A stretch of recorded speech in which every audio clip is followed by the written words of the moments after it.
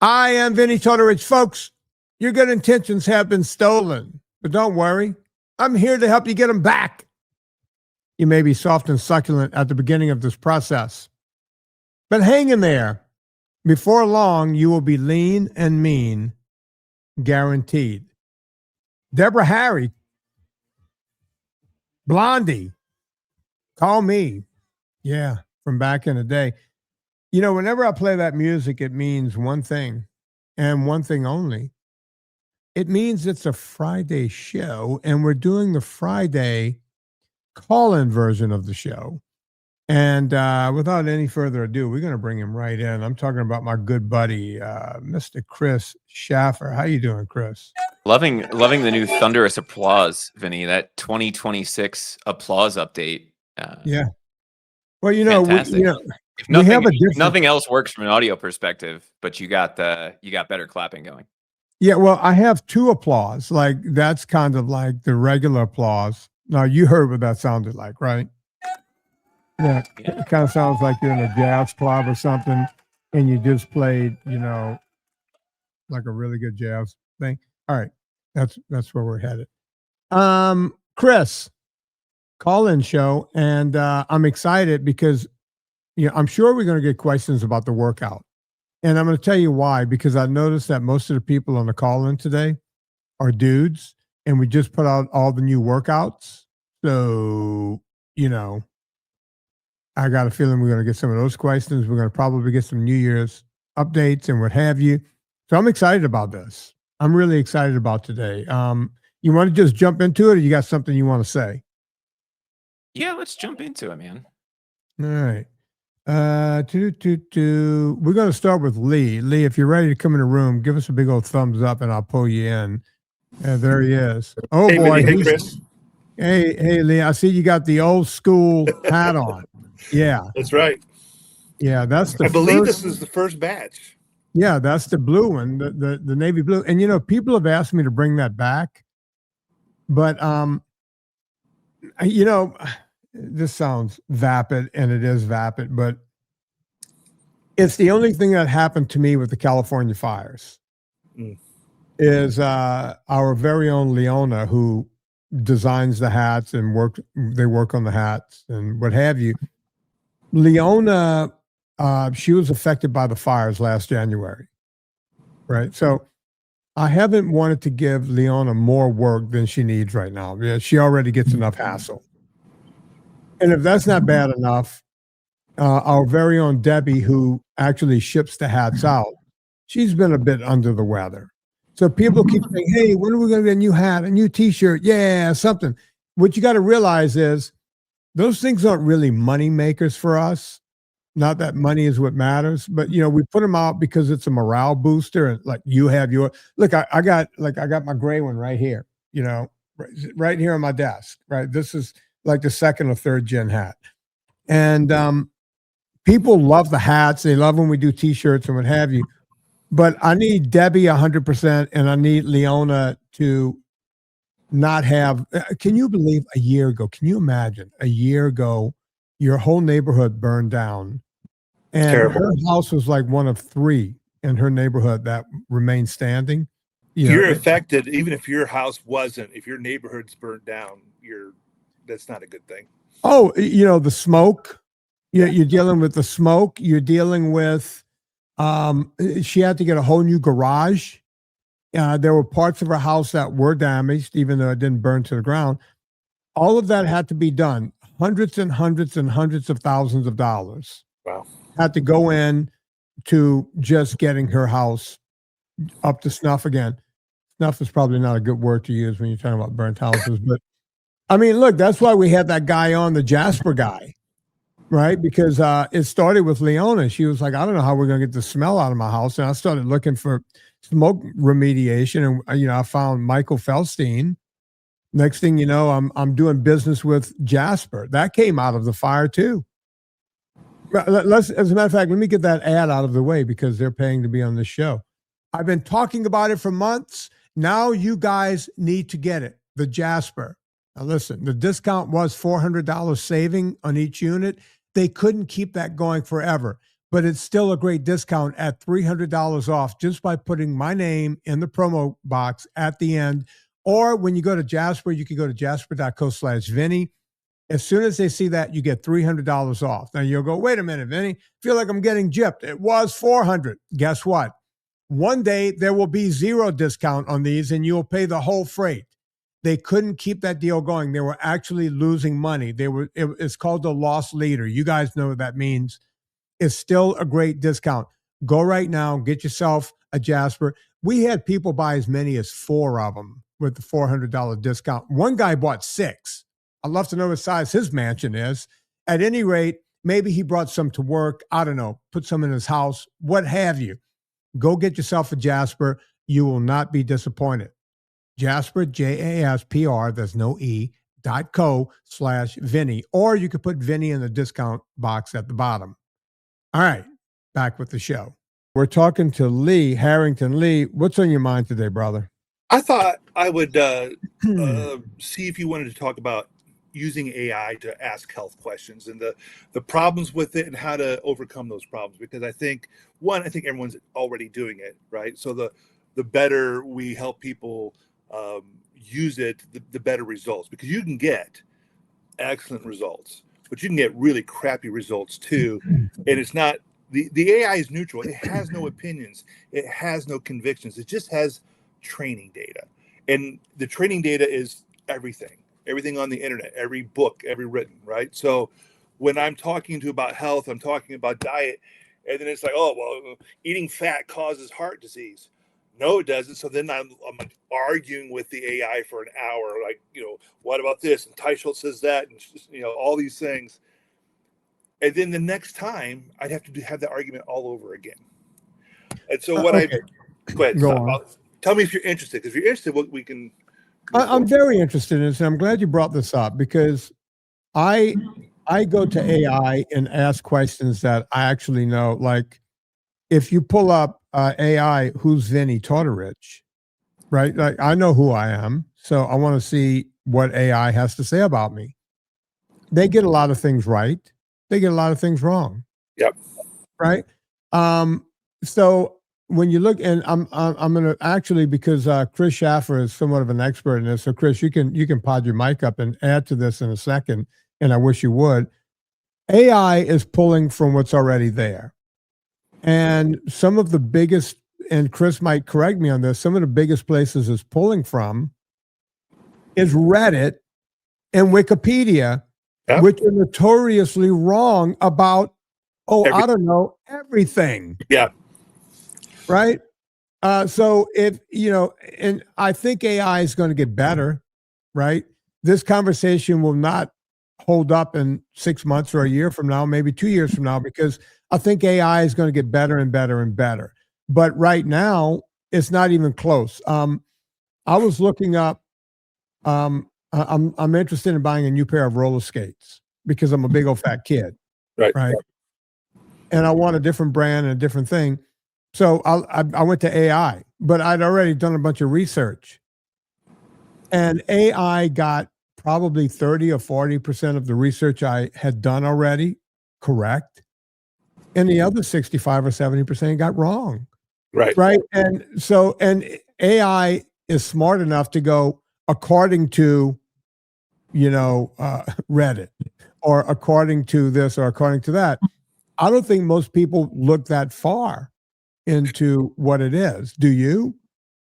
Well, my opinion of what most people do matches yours, which is why I wanted to do this talk, right? Because it's not hard. With a little extra understanding of how these things work, you can get much better output. So just go ahead and say, when you're prompting, when I'm talking to the AI, first of all, I'm going to give it a persona, play the role of, and then I never say doctor, because then it's going to say, I'm not a doctor.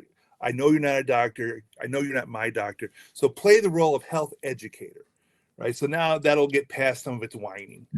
And then I give it, I want to speak about health from the perspective of Vinnie Tortorich, Dr. Jason Fung, Dr. Jeb Nadas, I give it the people that I've read the books.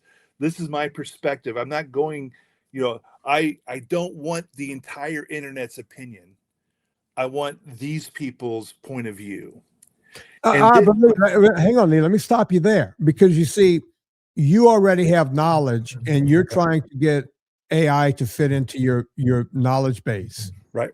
But if you didn't have the knowledge, if you didn't know who Jason Fung was, or Vinnie, or Nina Taishos, and you just said, "Hey, AI, what's the best diet?" Chris, in the background, just go ask AI, "What's the best diet?" or something like that, and see what it says.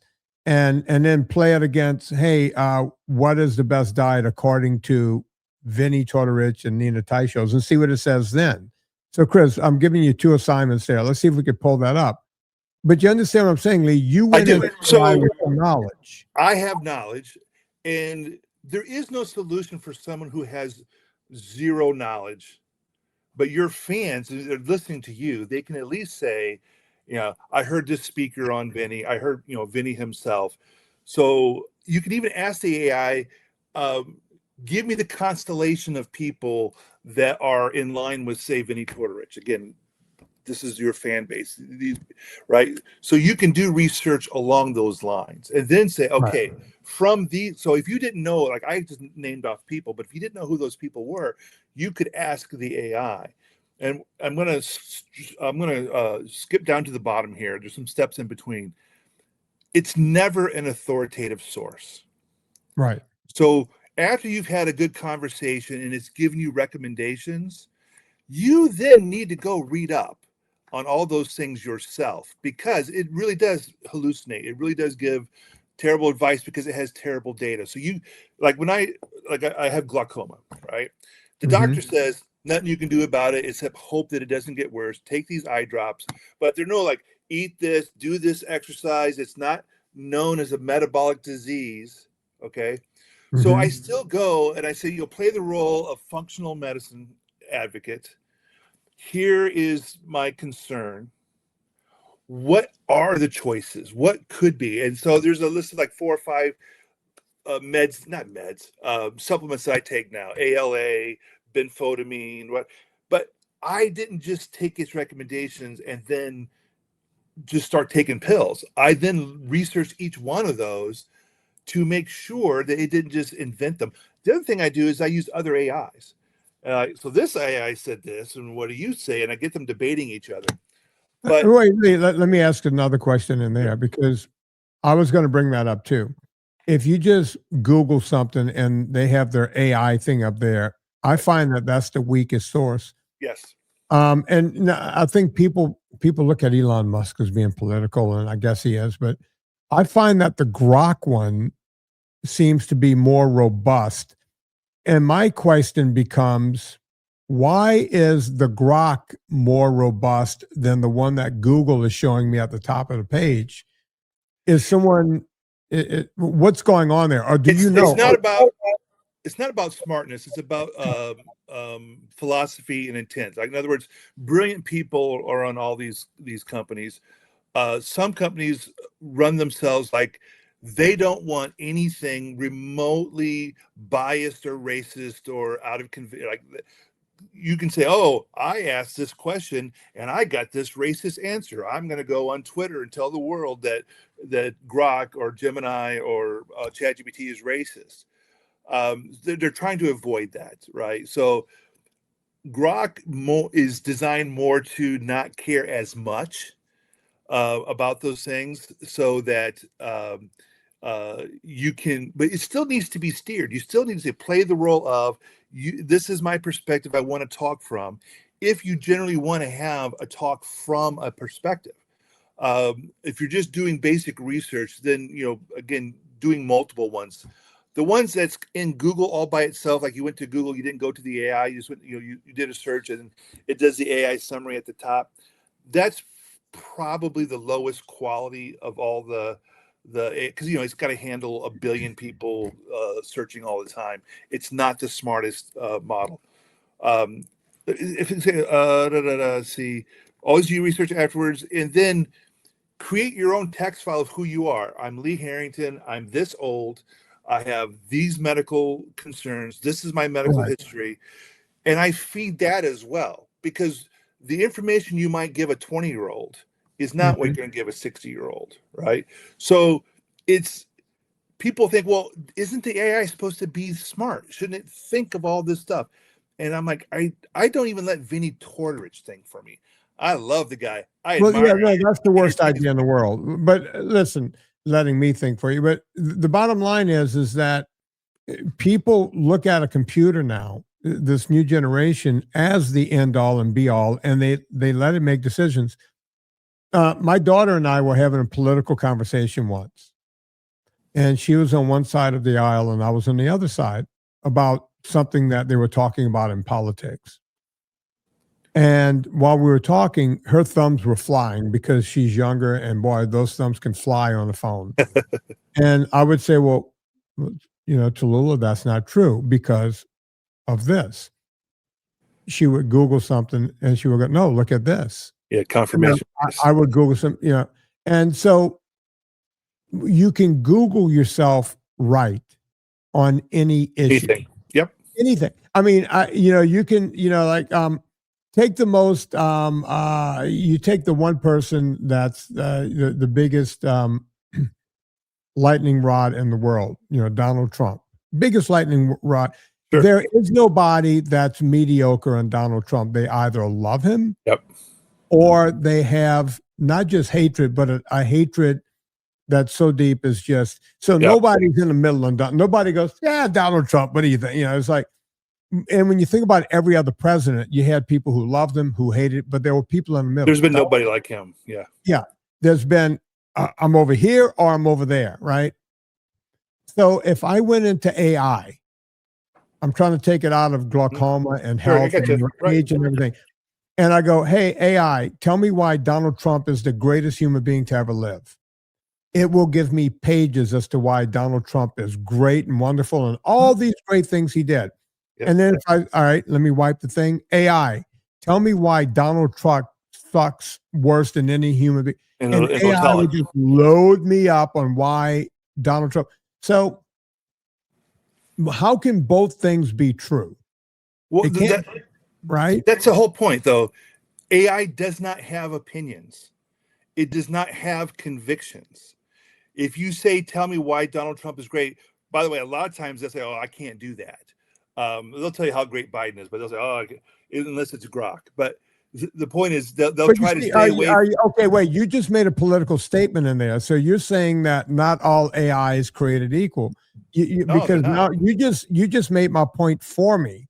Yeah, you said, well, AI would say that, we don't have an opinion on Donald Trump, but this other guy who we like is great, except for Grok. You just made a big, without even trying, you just made a big statement. Well, right? It's true. First of all, you're right, Vinny. It is true. There is bias built in. It's first of all, there's bias in the data that they train on, and there's bias in what they do post-training, where they're trying to put in what they call their safety rails or their guardrails, and that's where the flavor, why one AI seems different than the other when they've all trained on essentially the same training set. Right. I'm saying even within any given AI. Still, it has no opinion. It has no conviction. It will sound like it does. I'm educating you and educating your people. Just because it sounds like it does, doesn't mean it does. It's however you ask the question. So if you, Vinny, ask me, Lee, tell me how wonderful Weight Watchers and calorie counting is, I will say it's not wonderful. I will push back immediately because I have opinions and convictions. Right. The AI doesn't. So if you say, I want to hear about all the great things about calorie counting and Weight Watchers, it will speak from that point of view. Right. Knowing this, you can work with it. It's like you just got to understand what you're dealing with. So if you don't know, like you're in the middle, you're like, Vinny is saying, cut out the sugars, cut out the grains. Okay. Right. What's the downside of that? AI, I want you to perform a debate between Vinny and then somebody who disagrees with him. And I want you to play both sides, and I want you to write me a 1,000-word essay. And it will do that. And then you can read both sides, and then you can. So if you use your intelligence to push the AI so that you are better informed, you can become better informed. If you don't. But you're assuming that most people are you.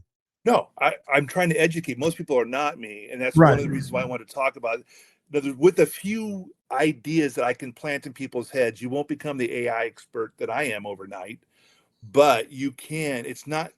You don't have to be a rocket scientist. You don't have to be an AI expert. You just have to understand a few things, and then you take on responsibility. You're responsible for driving the AI for your purposes. All right. So let me explain to you why you can scream that from the rafters, and let me explain to you why it's not going to work. How old are you, Lee? 60. Okay. You're supposed to go, oh, you don't look 60. You don't look 60. When you were 15 Yeah, that years sounded old, convincing. hang on, Chris. We're going to get to you because I want to get to the bottom of this whole thing. But when you were 15 years old, Lee, all right, let's go back to when you were 15. How many phone numbers did you have in your head, give or take? 3. My home phone number, my best friend's phone number, my girlfriend's phone number. That's it. I had probably 20 or 25 off the top of my head. Most people did. I think the average, you can AI that shit. I think the average person back in 1985, I knew my parents' phone number.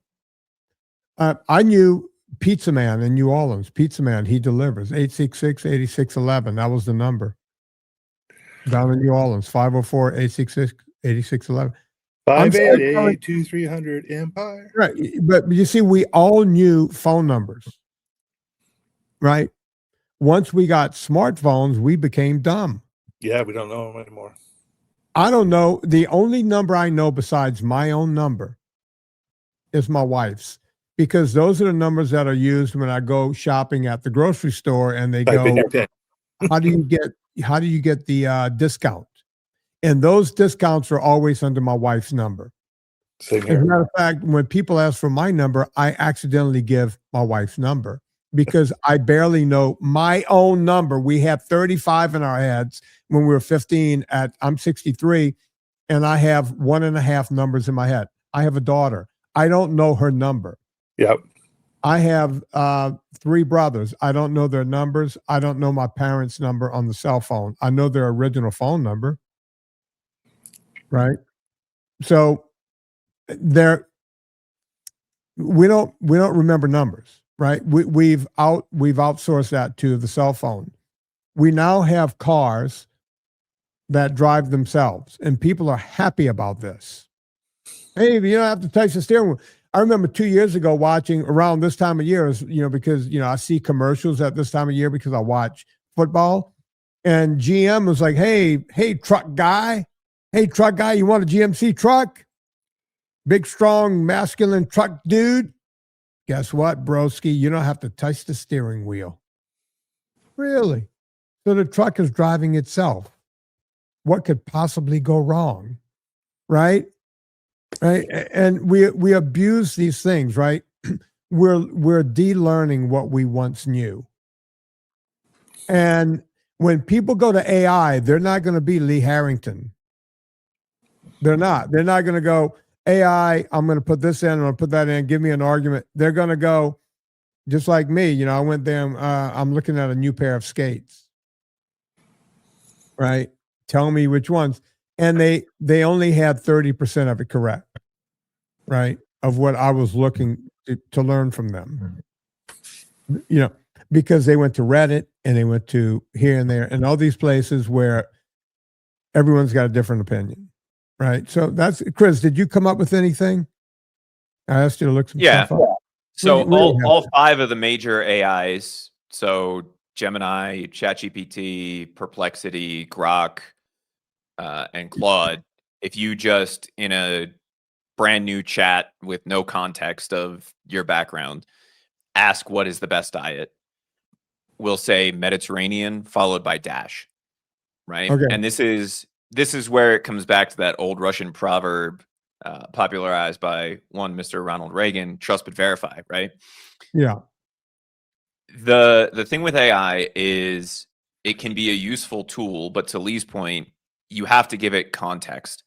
So as soon as I type in your name, Vinnie, it changes the context of that.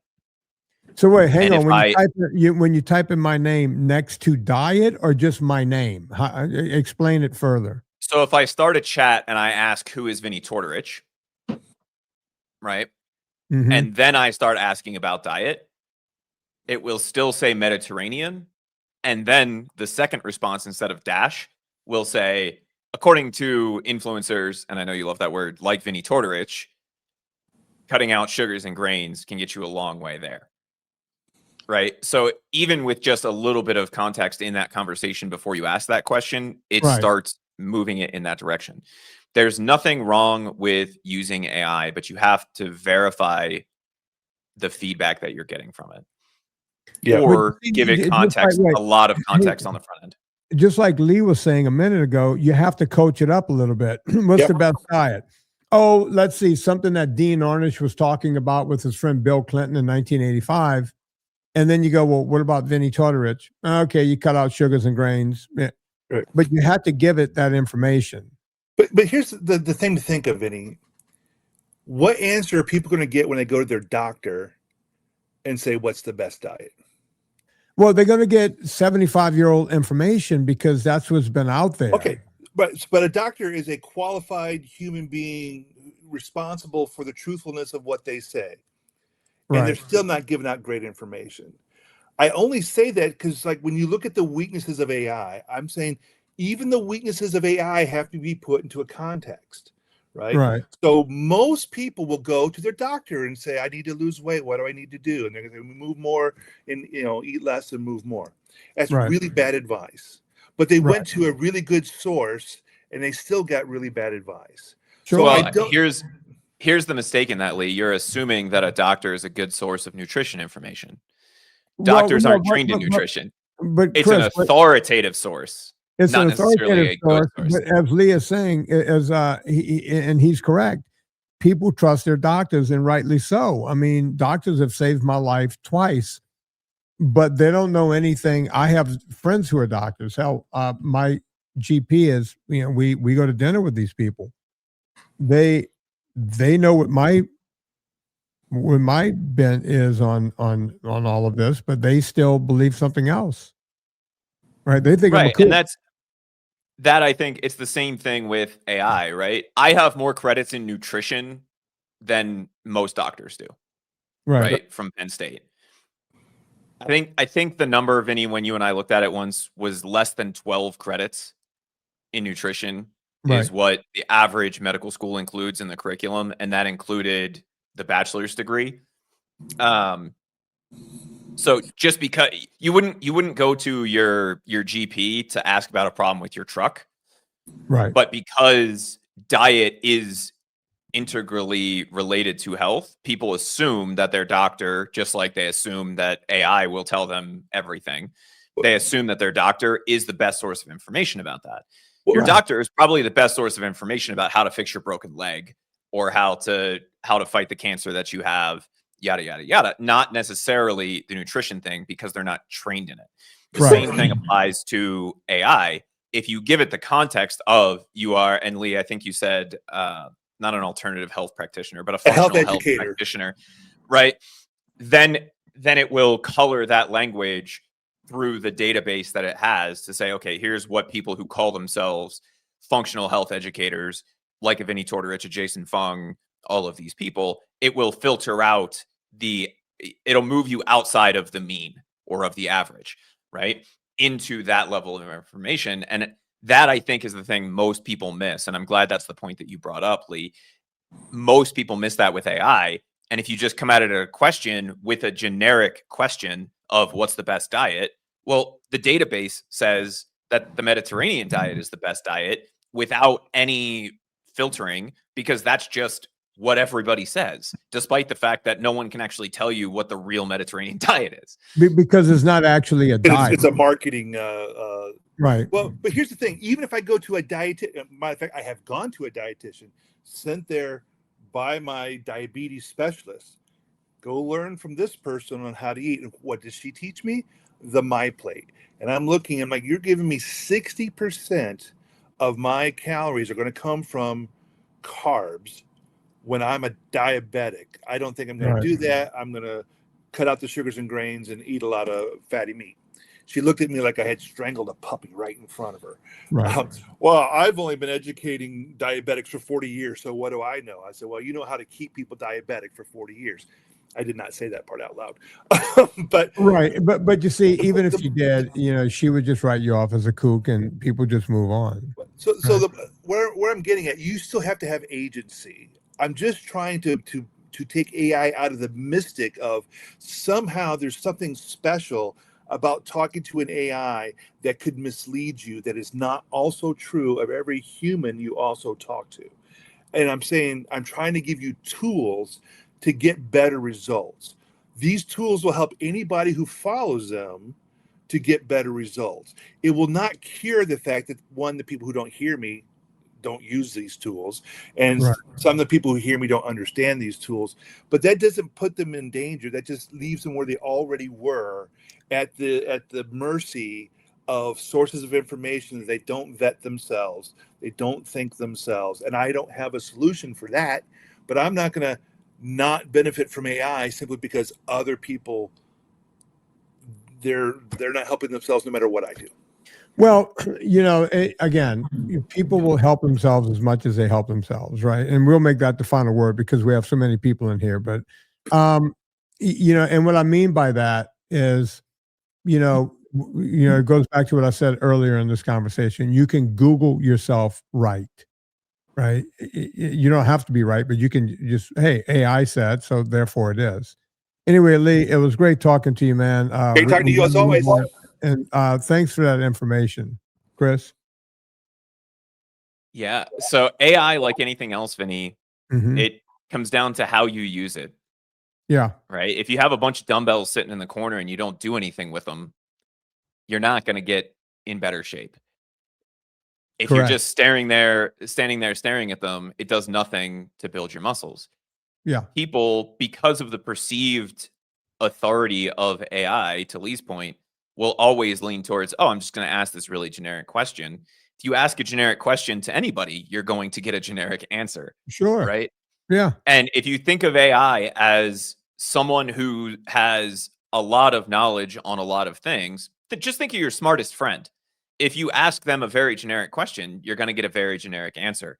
But with a normal human being, you wouldn't just take whatever answer they give you and not ask a follow-up question. So if you're going to use AI, whether it's for trying to figure out a specific situation that you're in or whatever, just provide it with that context, to Lee's point, and you'll get a much higher quality answer. You still have to trust but verify.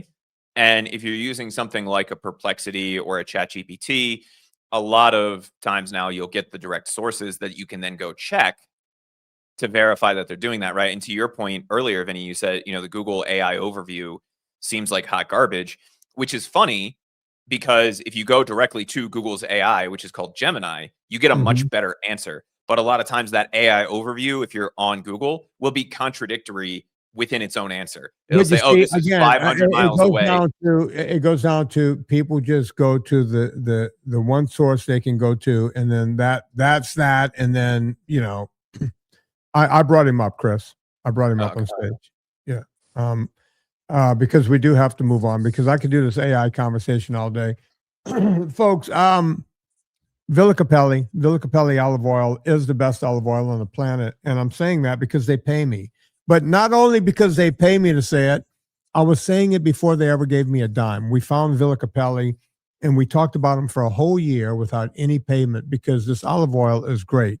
There's no seed oil mixed in. That's right. In America, the good old US of A, you can mix in 40% seed oil and still call it pure, unadulterated olive oil. That ain't right, folks. You want the good stuff. Villa Capelli at checkout, put in promo code Vinnie, VINNIE, no wimpy Y, and you'll save 10% every single time. So go to villacapelli.com, promo code Vinnie, VINNIE, no wimpy Y. It's the Friday show. It's the call-in show. And we have Mark Z, or as they would say in England, Mark Z. How's it going, Mark? It's going good. I think we talked yesterday. Can you hear me? I can hear you fine. So how's it been going since yesterday? Pretty good. We went out to dinner last night. It was date night, so that's why I missed the group call, but did pretty good. Steak, sauteed mushrooms and onions, Good. raw salad. I had a Caesar salad with light dressing on it, and you're right, you could taste the seed oils all over it, but ate a little bit of it. I hate to sound like this. And by the way, Mark was my 9 o'clock call yesterday morning, or 9 o'clock my time. And Mark is. We've spoken a few, well, 2 or 3 times. Mark, how many? Oh, 4 or 5 actually Yeah, over the years. I can't ever remember. But it was like a long break, and then we started talking again. And I really enjoy my conversation. I love doing those consults. And I always really enjoy our conversations because you're one of those people, Mark, that you take it and you run with it, right? Like like we talked back before this. I think November was it? And Yes. yeah, and we had I said, hey, you had Mark had the worst year in the world. We won't get into it as Mark's private thing, but when I tell you Mark had the worst year on known to man, I can't imagine anyone having a worse year. Like if it was going to happen to you, it happened to Mark, and he pulled through it, right? And I just want to say, Mark, I'm proud of you, brother. But getting back to your seed oils and everything, my wife and I barely go out to restaurants anymore because you can't avoid the crap. And I get it. Restaurants need to do what they have to do there's a very small margin. Even if you go to the finest restaurants, right? Of course, the finer restaurants where they're charging you $1 bazillion, they're going to use real butter and this and that and the whole thing. But if they could get away with a seed oil and a salad, they're doing it, right? They're definitely not. If you order like I don't know, something way off the reservation, like fried calamari, I'm never eating that in a restaurant because I know it ain't made with beef tallow. No way, no how. That's seed oil central. Unless you go up to my buddy Kurt Lapeerd. I think he uses tallow in his deep fryers now. By the way, folks, eating deep fried food is not your friend. But when you go to a restaurant, these kind of things happen, right, Mark? I mean, Yes, sir. And it's like that old Seinfeld joke. When you get there, you're starving. It's like, bring everything. I want everything. And then you're full and they bring you the bill. It's like, I don't want to pay for this. I'm full. Right? It's like that's what we do in life. Right? It's like, I'll take it all. And it's like, wait a minute, I didn't need it all. I could have really paid attention. So the easiest way for me is to not even walk into the restaurant to begin with. Right? Mm-hmm. Yeah. Oh, yeah. Well, I did have a question, though. Yesterday, we talked about lowering triglycerides. What's the best way to do that? Cut out all grains. All grains. Yeah. And potatoes. So I'm going to give a cartoon version of it since you have a Mickey Mouse shirt on. And Mark, you and your wife did the 13. Did you do the 13? Yeah, we did. We completed the half. A half last weekend. Yeah, we're supposed to do the full also. Yeah. Is that the Goofy challenge? That's the Goofy. That's a Goofy. Yeah. I've done Dopey 5 times, which adds a 5 and a 10K in there. Yeah. Let's explain that to the audience before we get to your question. The Dopey, the Goofy, and explain what they are, Mark. Okay, so you're at Disney World along with 50,000, 60,000 of your closest friends that you don't know. And on Wednesday, you go to this massive bib pickup expo. You get a number. You go out into a corral. They put you in a corral on Thursday morning at 4 a.m. and you run a 5K, which is 3 miles. Right. And then the next day, you get up and you do it all over again. 4 a.m., you run 6.2 miles. You run a 10K.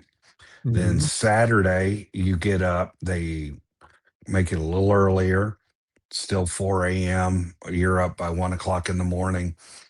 Get on a bus, get out on the corral, and 30,000 people, you're running a half marathon.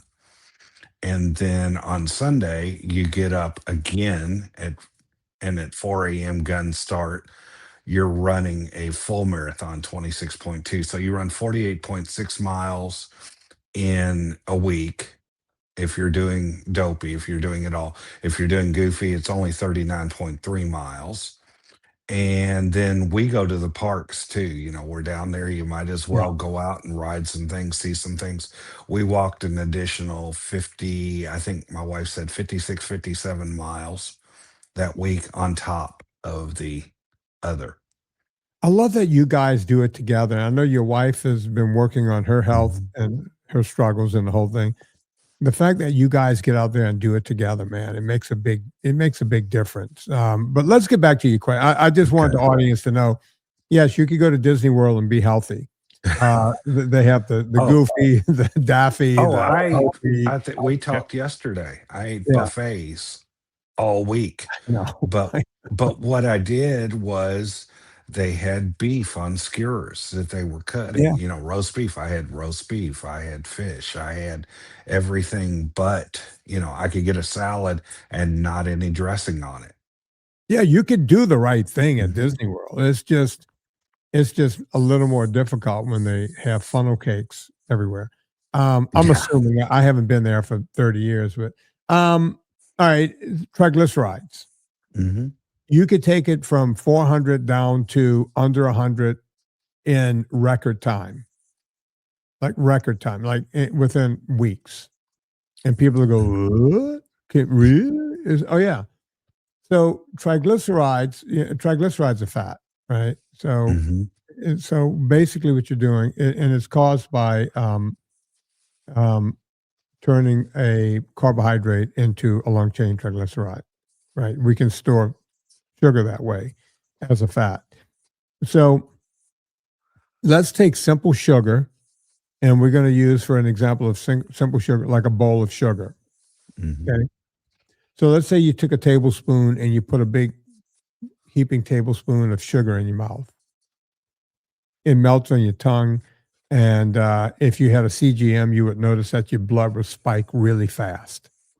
You know, depending on how well you can tolerate sugar, it might go up to 120. If you are metabolically broken, you might see 150, 160, 170, but it's going up. And your body is going to drop insulin to try to cover that sugar as quickly as it can. Okay. And since it's just 1 tablespoon, it'll probably handle it really well. It's going to stick some blood, more sugar in your blood, in your liver, what have you. Not a whole lot of that will end up in your fat cells, right? Because it was a simple sugar. It got burned. Think if you took like a Kleenex and threw it in the fireplace, it would flame really fast, right? Okay. Now you got yourself some bread, pasta, rice.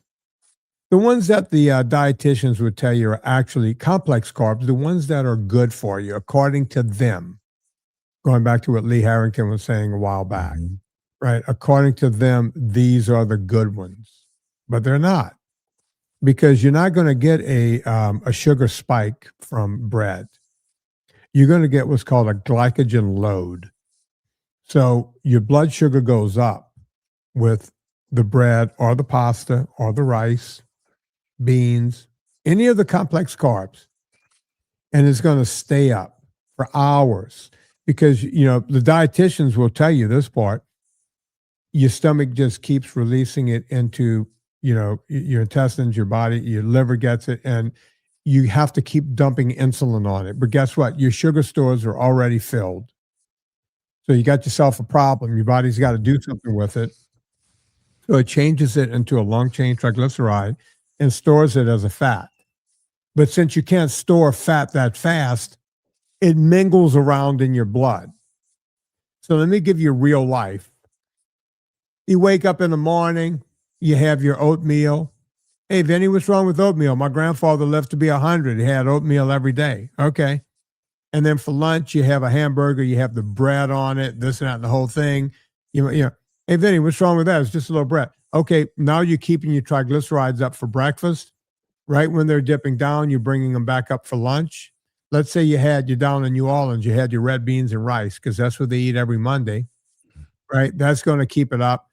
So you're always throwing more triglycerides into your bloodstream, and your bloodstream has not even cleared out the last mess. And guess what? Right when that's getting ready to drop again, you got yourself some dinner and you're eating carbs again, and you're eating complex carbs. That's why triglycerides stay up. That's why when I talk to 500 and 600 pound people, their triglycerides are 400, 500, right? And I'll say, we're going to get them under 100. And they'll say, Vinny, I haven't seen them under 250 since I can remember, right? And I'm taking this drug and that drug and the other drug. It helps that you run and you exercise so much, but again, you've heard me say this before. You cannot outrun a bad diet. Mm-hmm. And you never will. No one has.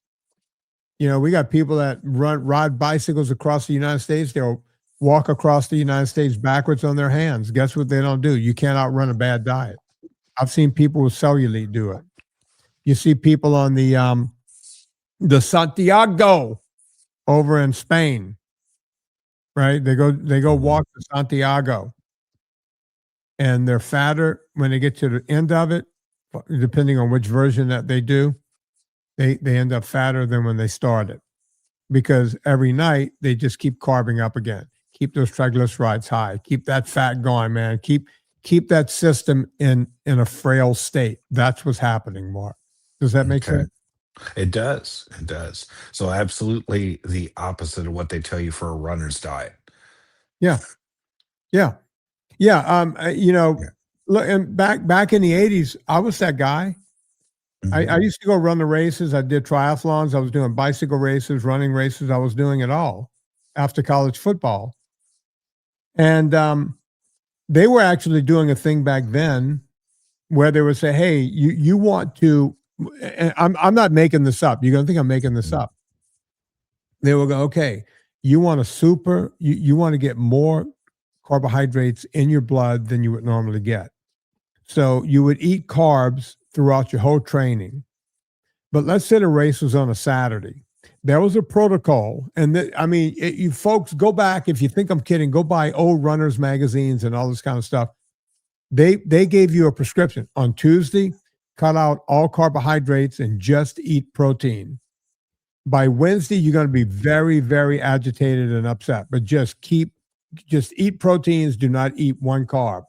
On Thursday, boom. And then on Friday night, you want to do what they were calling a carb feed, a carb load.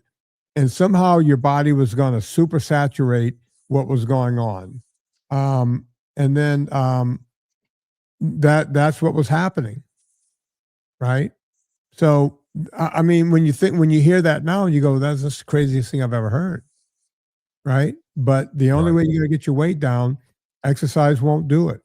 Right. You gotta do what you got to do. Yeah, but I used to be 300 pounds. Yeah, you don't look 300 pounds to me, brother. No, I'm 220-ish. Yeah, and we talked yesterday what we need to get you down to. We got to get you down some more. Because it's going to happen. I'm going to play your favorite sport after this. Which is? It's my favorite sport. Football? I was going to say pickleball, but... There you go, Chris. Mark, just when I thought I was liking you, Jesus Christ. Really? No, yeah, really. Go on. Enjoy your pickleball. You and my buddy Rob over here. Yeah, you guys with your pickleball, third world tennis. Go enjoy your pickleball. All right. And I got 6 miles to run today too. So what are you doing talking to me? And you got football to watch tonight? Come on, Mark. Go do something. Okay. Thanks for coming on, brother. Sounds good. All right. Thank you, sir. Nice talking to you.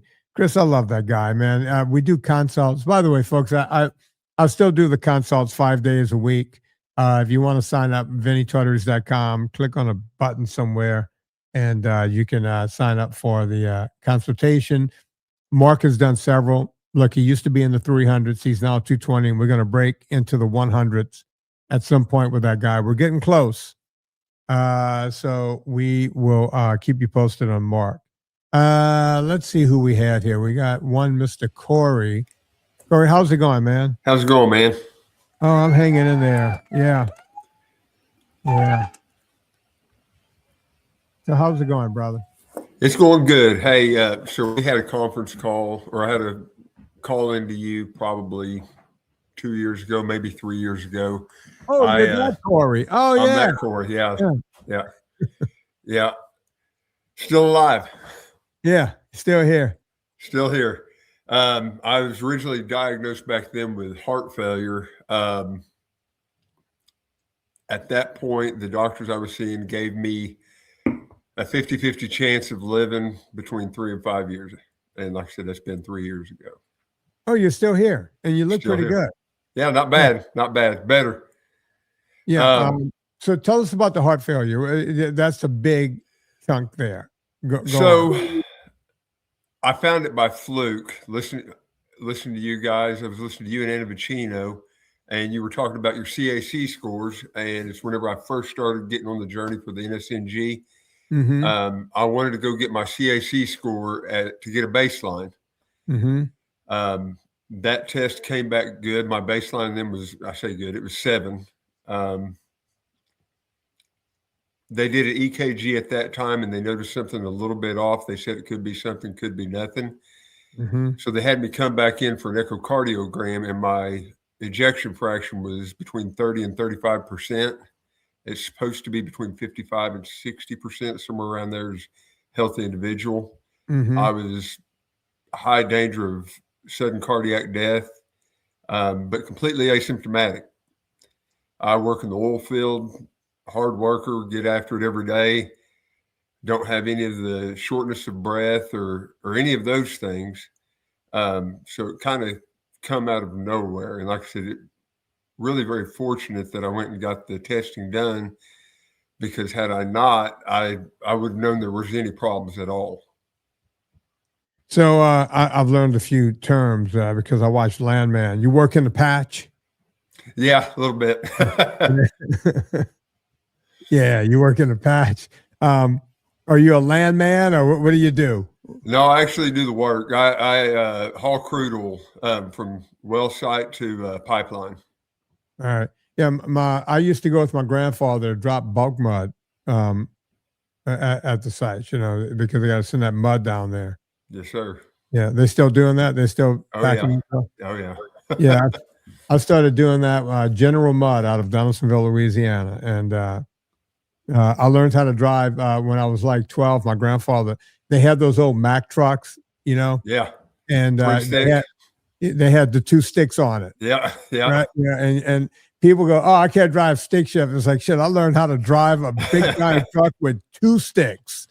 Yeah. And there's a moment when you got to take both hands off the steering wheel to move both of those sticks at the same time.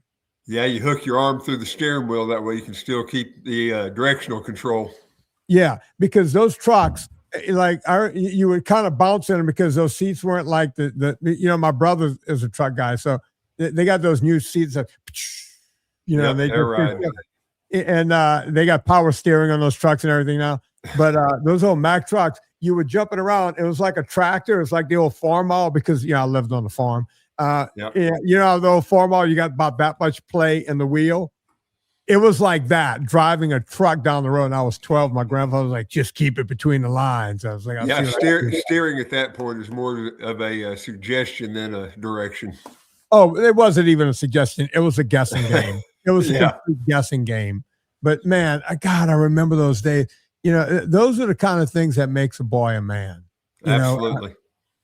You're out there, it's cold. There's no heat in those old trucks, and you're going out to the rigs at 2 a.m. with these, pallets on the back of a truck. And, that's why I ended up I got a CDL. People go, why did you ever have a CDL? It's like, I was so into driving. I knew I thought I would be a truck driver when I grew up. That's all I wanted to do is be like, Smokey and the Bandit. Jerry Reed. Yeah. Jerry Reed. I don't have my Cat Diesel hat here. A fan sent me a Cat Diesel hat. I've been wearing it a lot lately. But yeah. Oh my God, I love you, man. So you made it 3 years. Yeah. You're still here. All right. What did you do different? What are they telling you now?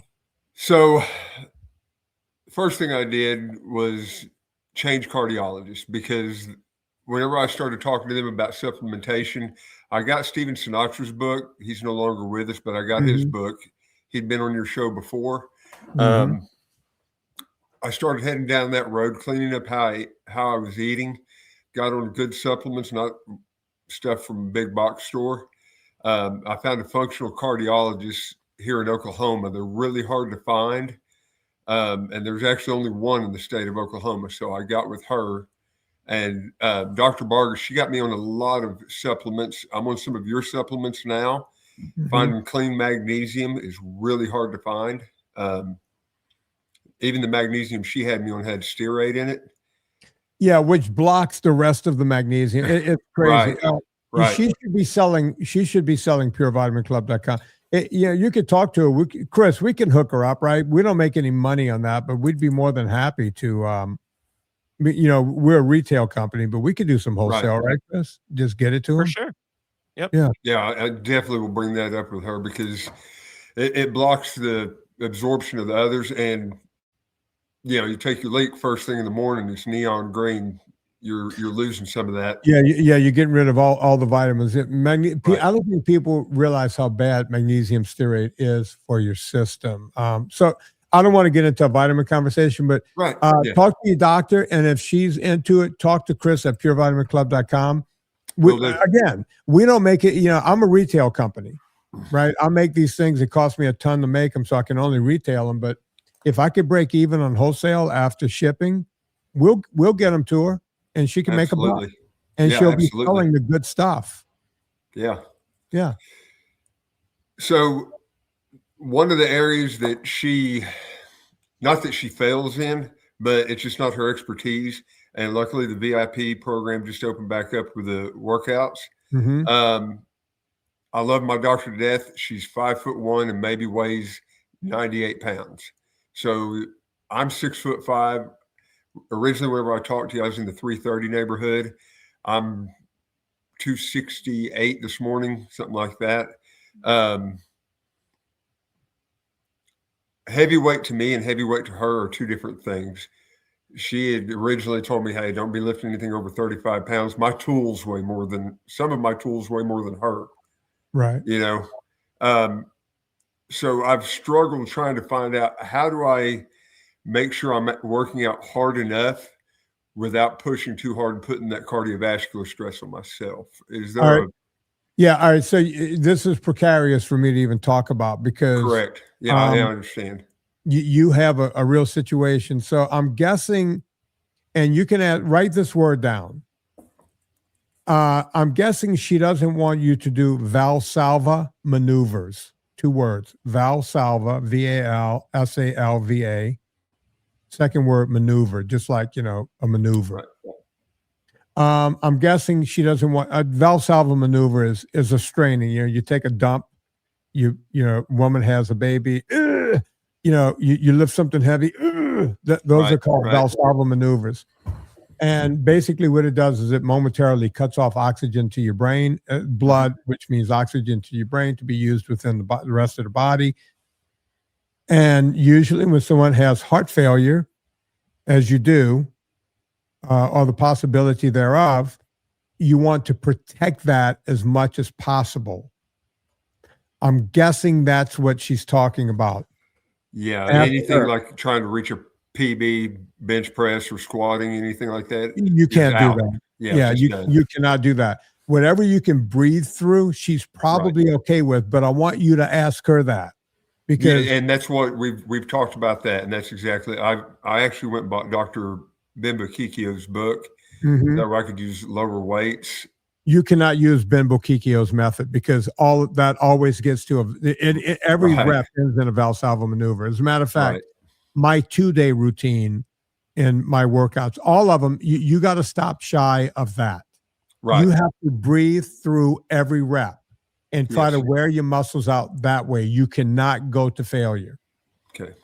See, right now I'm batting right now I'm a hero with you because 3 years later you're still alive and you've lost weight. Yeah, absolutely. I don't want to become a zero, and I'm pretty sure you don't want to lose your life. Right. Right. So you got to really pay attention. So ask her that word. It's like, do you just not want me to get to this? how hard can I actually go? Because she's right. I mean, I know you ever work with drill bits out there on those things are heavy. Yeah, those things, 2 or 3 guys have to lift that thing. Yes. Just hauling sacks of bulk mud is, those things are over 100 pounds, right? Most of them. You got to ask her what you can do. Okay. Because you don't want to weaken your heart. You want to keep strengthening your heart. And one thing that's going to help strengthen your heart, do you have aerobic equipment in your home? I have a cheap version of like an Airdyne. It doesn't have to be expensive. Your body doesn't know what you paid for a piece of equipment. Correct. Yeah. Right. I learned that a long time ago. I've bought expensive weights and I bought cheap weights. Turns out they both weigh the same amount. Right. Right. Fortunately, the best rowing machine in the world is also one of the least expensive, the Concept 2. Yeah. About $800-900. You can buy those other things at $2,000 and they suck. Right.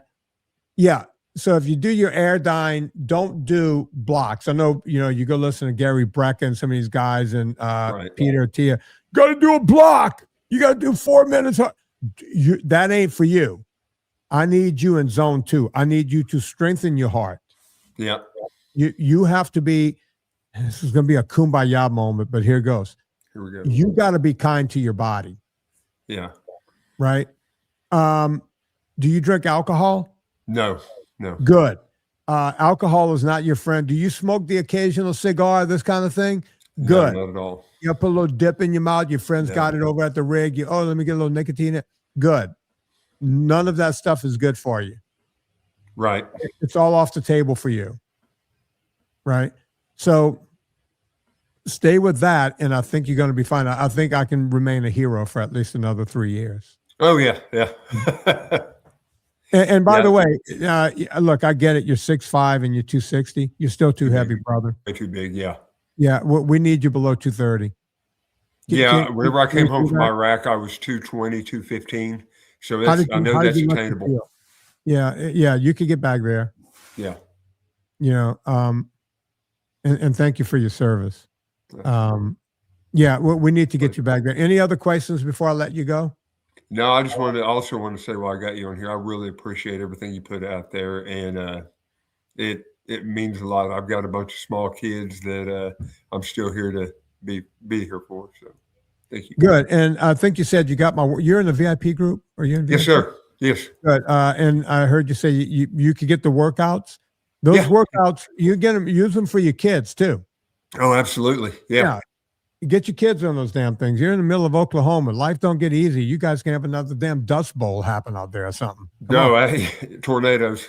Tornadoes. You got all kinds of crap happening out there. So you take your life in your own hands when you live out there. You're from Louisiana, man. Home of everything creepy and crawly. So. Well, no, I grew up in a place that the only place that rivals us is Australia when it comes to like weird shit that can kill you. Yeah. All right. So, Chris, I'm going to do a sign off on this, and we're going to pick up with the brand new show. We're going to come back with Mo in just a minute. Corey, it was great talking to you, brother. Great talking to you. Thank you. All right. Folks, you know what to do. We all go shopping on Amazon. Before you go to Amazon, go to VinnieTortorich.com, click through the banner, puts a little coal on the fire, it gets my train down the track, and we're able to keep the show free for 1,000 million bazillion years in a row. Also, go to VinnieTortorich.com and get the workouts. They're all there. I'm shocked at how they've been received. People are all over these workouts. Go right now, get the workouts, and you'll see what I'm talking about. There's a 2-day, a 4-day, and a 6-day routine. I'm shocked that everybody's buying the package where you get all the workouts in one. I'm shocked at how that's working out. So on behalf of Corey and Lee and who else? Mark and everybody that was on, put life into living and do it with enthusiasm.